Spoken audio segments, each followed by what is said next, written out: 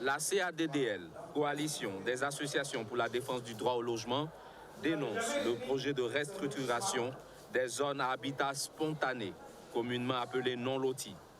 Elle y voit le pillage du foncier par les élites politiques à travers les sociétés immobilières. Un projet financé à hauteur de 100 milliards de francs CFA par l'agence ONU Habitat. Pour la coalition, cette initiative vise à créer des bidonvilles au lieu d'habitat décent pour les populations. Du point de vue de sa finalité, ce projet vise non pas à créer des quartiers de vie décentes, mais plutôt à créer des bidonvilles.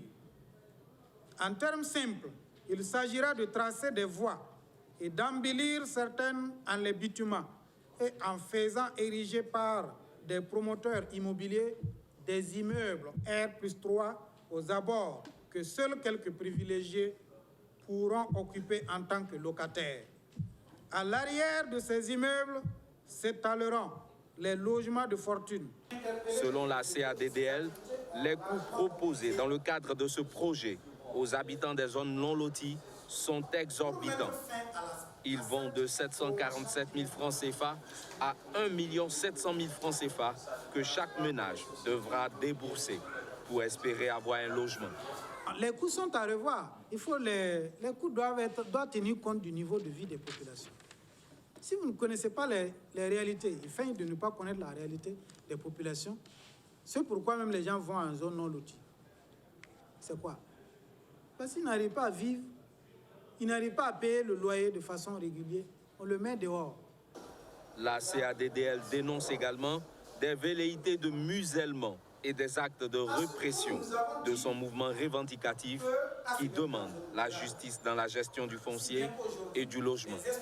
Le rêve de M. Sankara est manifestement de museler et d'embrigader les organisations authentiques de défense du droit au logement. C'est le cas dans la zone non lotie de Djikofé, dans la commune de Samba, où une milice armée est mise sur pied pour empêcher les populations de se réunir pour discuter de la restructuration que le gouvernement veut leur imposer. Par ailleurs, la CADDL révèle qu'elle a reçu une injonction des autorités en charge de l'habitat pour la mise en place d'une fertière des organisations en lutte pour le droit au logement, ce que la coalition dit ne pas comprendre. Enfin, elle exige la mise en œuvre des recommandations du rapport d'enquête parlementaire sur le foncier de 2016, notamment le retrait des parcelles illégalement acquises.